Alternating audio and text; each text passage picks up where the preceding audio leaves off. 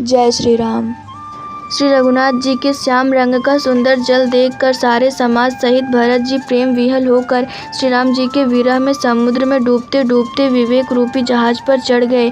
अर्थात यमुना जी का श्याम वर्ण जल देखकर सब लोग श्याम वर्ण भगवान के प्रेम में विह्वल हो गए और उन्हें न पाकर विरह व्यथा से पीड़ित हो गए। तब भरत जी को यह ध्यान आया कि जल्दी चलकर उनके साक्षात दर्शन करेंगे। इस विवेक से वे फिर उत्साहित हो गए। उस दिन यमुना जी के किनारे निवास किया। समयानुसार सबके लिए खान पान आदि की सुंदर सुव्यवस्था हुई।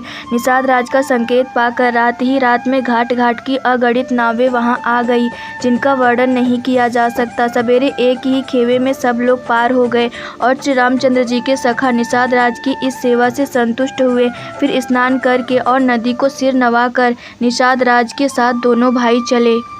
आगे अच्छी अच्छी सवारियों पर श्रेष्ठ मुनि है, उनके पीछे सारा राज समाज जा रहा है। उसके पीछे दोनों भाई बहुत सादे भूषण वस्त्र और वेश से पैदल चल रहे हैं। सेवक मित्र और मंत्री के पुत्र उनके साथ है। लक्ष्मण, सीता जी और श्री रघुनाथ जी का स्मरण करते जा रहे हैं। जहाँ जहाँ श्री राम जी ने निवास और विश्राम किया था, वहाँ वहाँ वे प्रेम सहित प्रणाम करते हैं। मार्ग में रहने वाले स्त्री पुरुष यह सुनकर घर और कामकाज छोड़कर दौड़ पड़ते हैं और उनके रूप, सौंदर्य और प्रेम को देखकर वे सब जन्म लेने का फल पाकर आनंदित होते हैं। गांव की स्त्रियां एक दूसरे से प्रेम पूर्वक कहती हैं, सखी ये राम लक्ष्मण है कि नहीं है सखी, इनकी अवस्था, शरीर और रंग रूप तो वही है, शील स्नेह उन्हीं के सदृश हैं और चाल भी उन्हीं के समान है। परंतु हे सखी, इनका ना तो वह वेश वल्क वस्त्रधारी मुनि वेश है, ना सीता जी ही संग है और इनके आगे चतुरंगड़ी सेना चली जा रही है। फिर इनके मुख प्रसन्न नहीं है, इनके मन में खेद है। हे सखी, इसी भेद के कारण संदेह होता है।